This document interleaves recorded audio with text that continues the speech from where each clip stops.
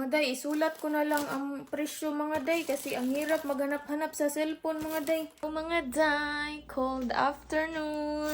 Ay, cold evening na pala ngayon mga day. Welcome back again sa aking channel mga day. For today's vlog mga day ay hindi ko alam kung ano yung itatitle ko nito mga day. Bumili pala kami ng mga day, Thai food. Kumuha lang ako ng aking tripod mga day para makapagtarong tayo mga day. By the way, kakatapos ko lang mag-edit ng aking vlog mga day. Trick or treat na vlog ko mga day. Panoorin nyo yan mga day. Pagkatapos kong mag-edit mga day, nagugutom ako mga day. Kaya napabili ako nito ng pagkain mga day. Thailand food to mga day. Nagpabili ako sa kanya mga day. Supposedly mga day, mango sticky rice to mga day. Nag-request ako ng mango sticky rice mga day. Pero pagpunta nitong sa restaurant, wala kasi silang wala silang mango sticky rice kasi hindi daw season ngayon ng mga mango mga day. Let's eat, my love! My love! Let's eat. Tapos nag-ask si Tom sa akin kung ano na lang yung bibilhin niya. Sabi ko na lang, fried rice na lang at tsaka chow mein. Pero wala silang chow mein. So sabi ko kay Tom, na lang yung similar sa chow mein ba? Similar na ginamit nilang noodle mga day. Ayan mga day, sobrang sarap niya tingnan mga day. Ano pangalan nito? Ayan mga day, sobrang sarap tignan mga day. Garlic noodle at saka fried rice mga day. Kakain na tayo mga day. Panghapunan na to namin ito mga day. Iinitin muna natin sa microwave. Kasi lumamig na siya. Ha? Yeah, I will heat this. Ang sarap niya tingnan mga day. Meron siyang shrimp mga day. Meron ding green onion, tomato. Sarap talaga nito mga day. Sarap talaga ng mga Thai food mga day. Nilagay ko na sa plato mga day kasi iinitin namin mga day ba. I-estimate lang ko to mga day kasi baka sobra na to kay to mga day ba. Marami kasi siya mga day. Feeling ko hindi namin maubos mga day ba. Kaya ganyan lang, i-estimate ko lang siya. Hello mga day! Welcome back again sa aking YouTube channel. Today is November 3, 2024 dito mga day sa US. Tapos Sunday dito ngayon. Supposedly mga day, it is our rest day today but hindi na siya magiging rest day ko mga day kasi gagawa ako ng content mga day. Mag-unbox ako ng aking mga pinamili sa Shein mga day. Kasi para maligpit ko na yun mga day. Ang gulo kasi sa aming kwarto mga day. By the way mga day, nagtakip ako ng unan mga day. Unan mga day kasi baka makita ang ating maliit na boob. But before tayo mag-unbox mga day, maliligo muna ako mga day. Kailangan na nating maligo mga day kasi pupunta kami sa simbahan mamaya mga day. Later at 5 PM mga day. Kailangan nating magsimba mga day para meron naman tayong time sa ating Panginoon mga day. Nagmuni-muni lang ako dito mga day kasi sobrang tahimik ng bahay namin mga day. Ayan mga day, ang sarap talaga pagmasdan ng labas mga day, ang mga puno mga day ba. At yung huni ng mga ibon mga day, ang sarap pagmasdan mga day. While nagmuni-muni ako dito mga day, nakipag-usap ako kay Lord mga day. Nagmuni-muni while nakipag-usap mga day. Ganyan talaga ako mga day. Before ako matulog, nagkikipag-usap ako kay Lord. Tapos every morning mga day kapag gigising na mga day. Kasi mga day, ang sarap talaga bumangon ng mga day. Sobrang peaceful ng pamumuhay mo mga day. Wala na, kailako na ko mga day. Iyakin talaga ako mga day. Anong tawag dyan? Kapayason ko talaga mga day. Kapayason sa Bisaya mga day.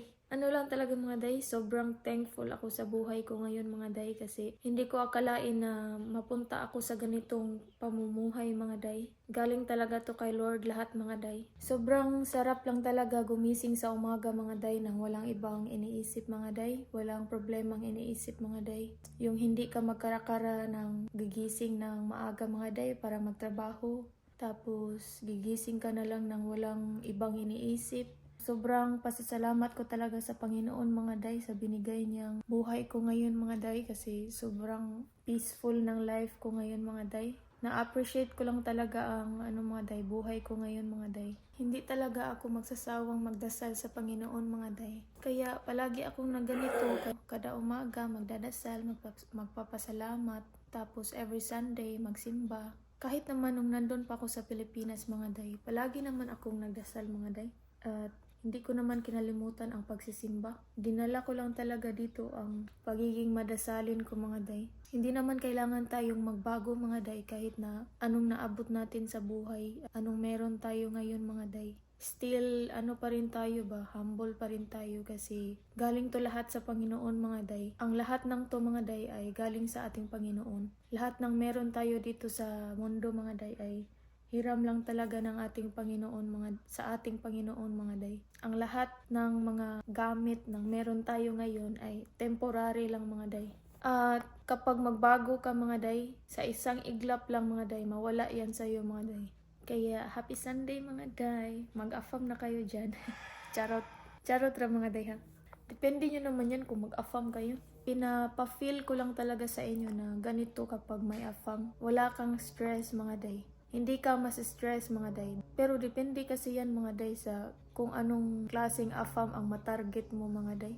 Kasi sa akin, sobrang pasalamat ko lang talaga kay to mga day. Sobrang bait at wala talaga akong stress mga day. Ang mga tao lang talaga nasi-stress mga day dahil sa age gap namin mga day.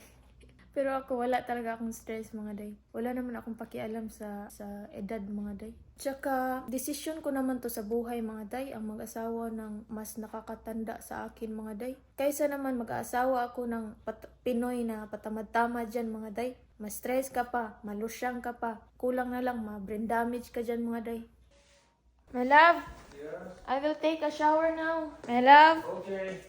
Mga day, maliligo na tayo mga day kasi medyo mataas-taas pa tayong mag-unbox. I mean, medyo mataas-taas pa tayong i-vlog ngayon mga day. Marami-rami itong i-unbox natin. Ayan mga day, ang dami mga day. Maligo na tayo mga day. See you later mga day. Hello mga day, kakatapos lang natin maligo mga day. Ayan, magsusuot ako ng mga jewelry para confident tayo mga day sa ating unboxing mamaya mga day. Ano din ako mga day, mag-hairband para hindi magsamok-samok ang buhok. Ayan mga day, mag-unboxing na tayo mga day. I-open muna natin tong ating bintana para may lightning, para hayag mga day.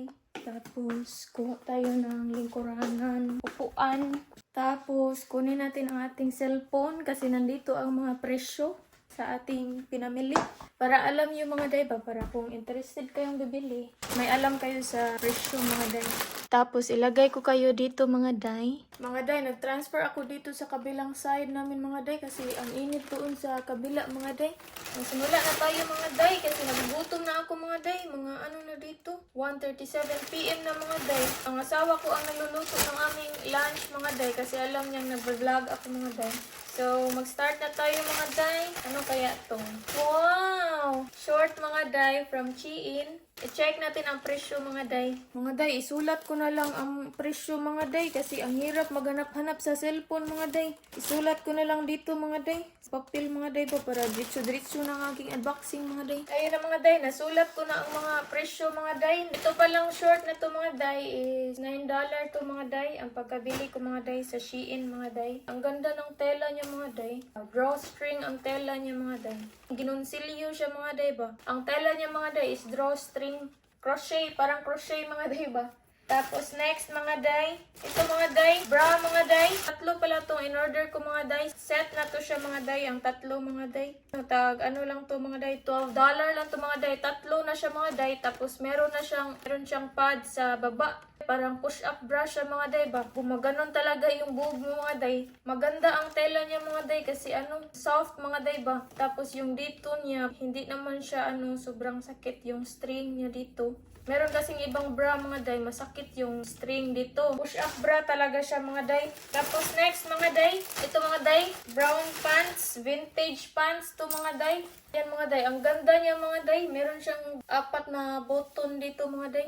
Talaga siya, vintage mga day ba. Trouser to mga day. Sobrang fit na fit ko to mga day. Kaya gustong gusto talaga ko tong Shein mga day. Sobrang perfect niya mga day. Ang style niya mga day. Ang tela, sobrang perfect mga day. At saka, number 1 perfect mga day, ang presyo mga day. Ang vintage pants mga day is $12 to mga day.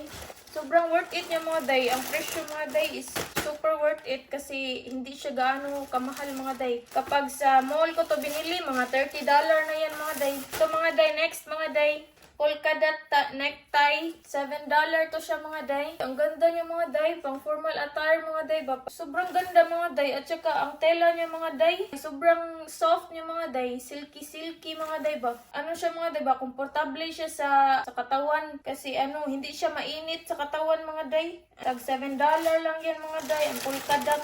Ito naman tayo mga day. Leopard na short mga day. Ayan mga day. Ang ganda niya mga day. Ang ganda pa rin ng tela mga day. The best talaga tong Shein mga day. Tag $5 lang mga day. Sobrang ganda talaga mga day. Kasi soft siya mga day ba. Hindi siya makaitim sa bugan mga day. Pinili ko to mga day. Bumili ako ng mga soft short kasi naumay na kasi ako sa mga heavy nga shorts mga day kasi makaitom sa bugan.